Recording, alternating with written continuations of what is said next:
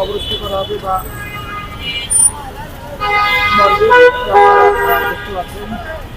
আসুন আমরা ওনার সাথে কথা বলি। আসসালামু আলাইকুম। ওয়ালাইকুম সালাম। তবে আপনার নাম কি? আমার নাম আবু সুফিয়ান। সুফিয়ান ভাই, আসলে এই যে আপনি লাশটা হ্যাঁ স্যার, জি। ঘটনাটা মানে যে ওর লাশগুলো টানি, আমরা মনে করি যাদের কেউ নাই, আমরা অসহায় মানুষের পাশে উপকার করি।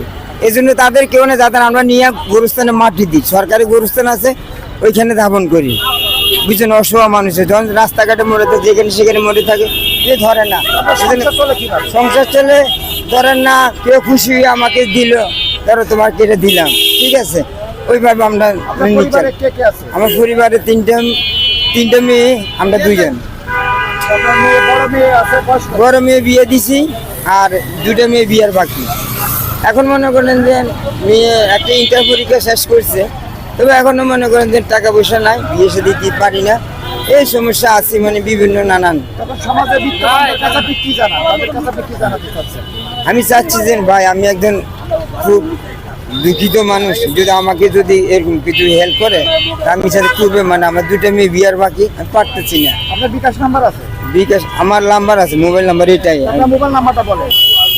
আপনাকে সাহায্য করতে আগ্রহী, আপনার সাথে ফোনে কথা বলুন। ঠিক আছে, আমার 01839535722। আপনারা যারা আগ্রহী হন, আমি খুব দুঃখিত স্যার। যে কাজটি করেন বিহারের লাস্টানে, তো তাকে তার কষ্ট জীবনযাপন করে, তো আপনারা কেউ যদি সাহায্য করার জন্য আগ্রহী হন, তাহলে তার মোবাইল নাম্বারটা 01839, আমরা বলি 01839535722। আপনারা এই নাম্বারে ওনার সাথে কথা বলে খবর নিয়ে আর্থিক সাহায্য যদি করতে পারেন, তবে সেই লোকটি আসলে অসহায়, আমি নিজে দেখেছি এবং নিজে আমি সব কিছু অনুধাবন করছি।